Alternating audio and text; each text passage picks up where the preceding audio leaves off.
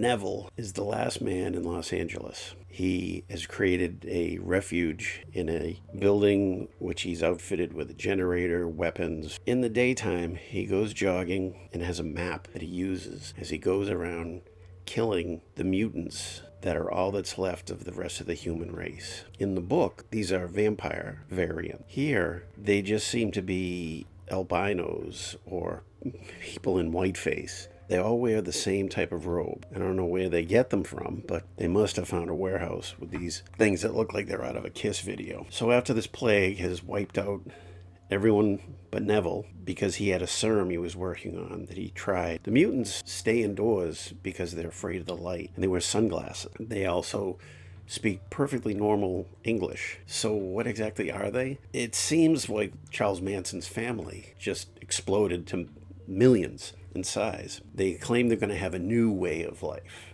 after they kill this one guy. Now, there's about a zillion of them to one of him, so I have no idea what they do with their time when they're not trying to kill him at night. He meets Lisa, played by Rosalind Cash. Lisa is a black woman, and this is barely touched on. It's a pretty big deal, though, back in the early 70s, to have a romance in just a mainstream movie that isn't about politics, isn't about black and white romance. It just happens, which to me is a bigger step forward than another preachy, nakedly political movie. Lisa has a small group of kids with her who are not ill. Most of the science fiction of the 60s and early 70s was depressing. Science fiction was a gutter. It was not respected. So how to make it adult? Well, the first thing is don't be fun. You talk about overpopulation, you talk about drugs. The screenwriters didn't have an awful lot of respect for the book. First thing they did was say, oh, they're not vampires.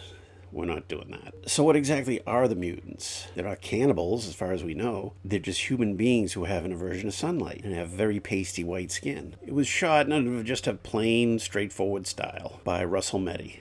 I wonder if he and Charlton Heston reminisced about Touch of Evil. Meddy didn't do anything arty here, which is probably appropriate. When you've got dust-covered cars in showrooms and empty streets, that sets the tone well enough. If Heston is being attacked every night, you'd think he'd finally move somewhere else. But he likes his pad and he ain't moving just because half the population of Los Angeles is trying to kill him. Rosalind Cash is memorable, unlike the actresses in Last Man or I Am Legend. Cash being smart, tough, and a little prickly makes her interesting. And like in Planet of the Apes, he makes a great, strong-jawed, get-it-done American male type. But one taunting woman in the dark gets him crazy. That high teasing voice, Neville, laughing, taunting a woman. That is probably the one that drives Neville craziest before he runs into Rosalind Cash. Mega Man was treated as just another movie, came and went at the time, but appeared quite a bit on late night TV in the 70s. That's when I first saw it. The genius behind Richard Matheson's book is that it grabs a very specific type of hell. You're the last man on earth, and there are beings out there that outnumber you, and they're trying to kill you, and you have no one to turn to.